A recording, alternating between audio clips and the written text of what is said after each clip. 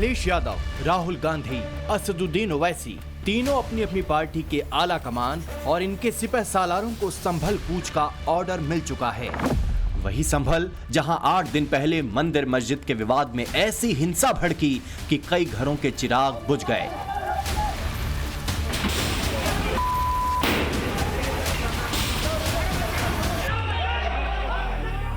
लोगों के आशियाने उजड़ गए।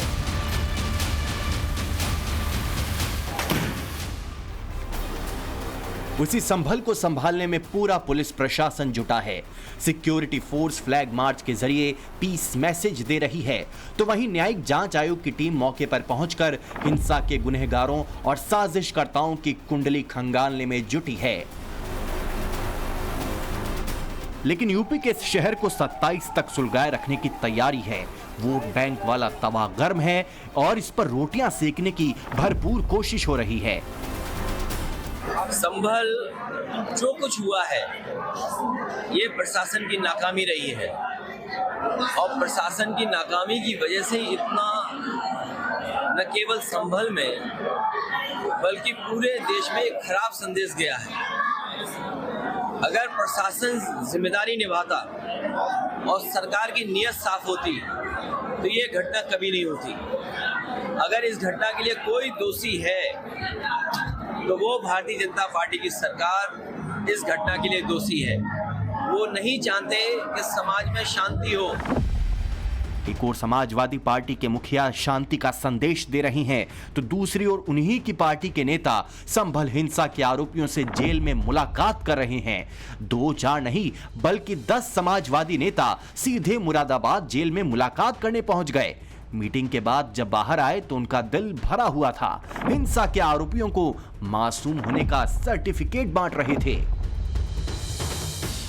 संभल के बहुत से लोग यहाँ पर अरेस्ट हुए हुए हैं, जेल के अंदर है। ऐसे दंगों में आमतौर से इनोसेंट लोग फंस जाते हैं, जो तमाशगीन होते हैं या वो साइडों में खड़े होते हैं या किसी काम से घर से निकले हुए होते हैं। तो हम उन लोगों की दिलजोई के लिए, उन लोगों के समस्याओं को समझने के लिए हम यहाँ पे आए हैं और हम पूरी कोशिश करेंगे कि उनकी मदद की जाए और उनको यहाँ से निकाला जाए। मैं उनके गम में अपना को शामिल करने आया।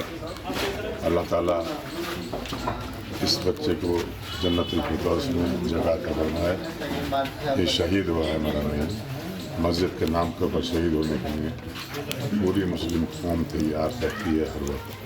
जो कुछ भी हुआ अच्छा नहीं हुआ, जिसने भी किया वो अच्छा नहीं किया। देखिए, हमें अफसोस है कि ये जो सरकार है, पुलिस प्रशासन के, इनकी जो सोची समझी साजिश है उससे पर्दा नहीं हट जाए, इसलिए डेलीगेशन पर प्रतिबंध लगा रही है।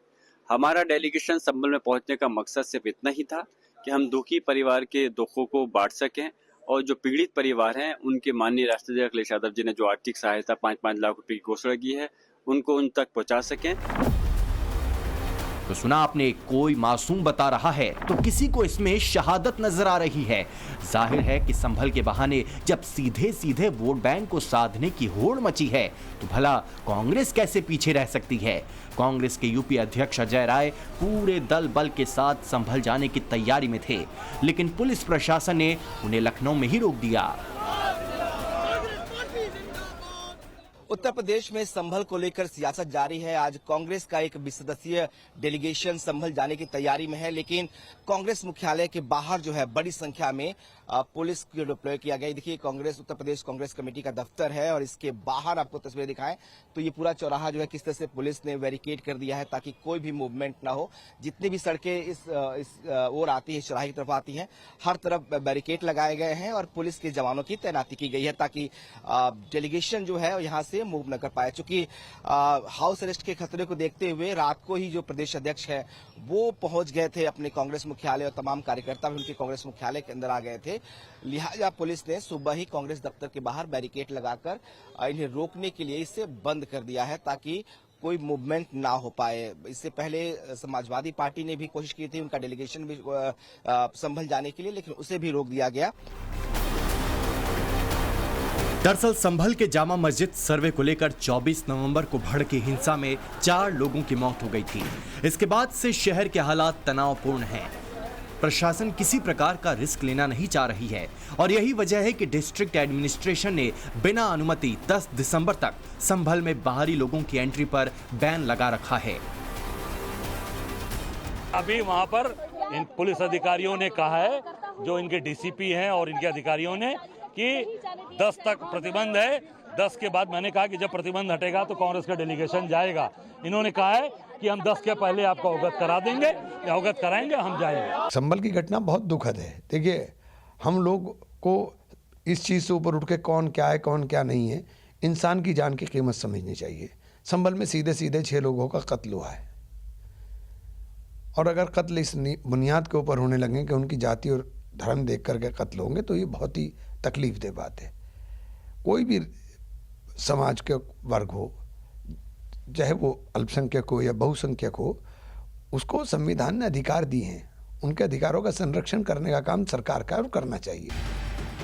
संभल पर नजर हैदराबाद वाले भाईजान की भी लग चुकी है।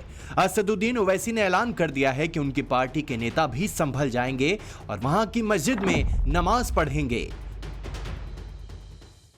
हमारी पार्टी से भी डेलीगेशन जाएगा।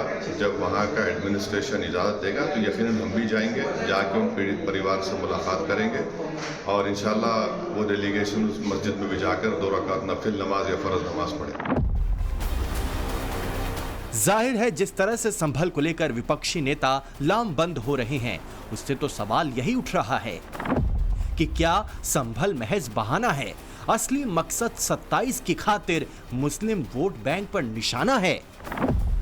विपक्ष को उपद्रवियों के कारनामे नहीं दिखते हैं, सिर्फ मजहब दिखता है। पत्थरबाजों को शहीद का तमगा देकर क्या कौम का वोट हासिल करेंगे? कांग्रेस वोट बैंक की राजनीति करती है, प्रो इस्लाम उनको वोट दिखता है मुसलमानों के साथ, इसीलिए वो संभल जा रहे हैं और किसी ऐसे हिंदुओं के ऊपर अगर होता है तो वहाँ इनकी जुबान नहीं खुलती। श्री राम जन्मभूमि पर भव्य मंदिर बनने से पहले जो बाबर के समर्थक थे, जो उस बाबरी ढांचे के समर्थक थे, वो लोग कहा करते थे। लेकिन जब न्याय प्रक्रिया से मामला आगे बढ़ा तो आप सब इस बात से अवगत हैं कि अंत में सत्य परेशान हो सकता है लेकिन जीतता सत्य ही है। तो मैं ये मानता हूं कि इसमें माननीय न्यायालय के फैसले का इंतजार करना चाहिए। किसी को लंबी चौड़ी, चाहे वो सपा के राष्ट्रीय अध्यक्ष श्री अखिलेश यादव जी हों, चाहे सपा के विधायक हों, चाहे सपा के सांसद हों, चाहे अन्य कोई पदाधिकारी हो, इस पे बहुत बड़बोलापन दिखाने की किसी को आवश्यकता नहीं है। जाहिर है संभल को 27 तक सुलगा कर रखने की तैयारी है, लेकिन जिस तवे पर वोट बैंक की रोटी सेकनी है वो तवा लोहे का नहीं बल्कि काठ का है और योगी राज में काठ के तवे को 27 तक सुलगा कर रखना मुश्किल ही नहीं नामुमकिन है।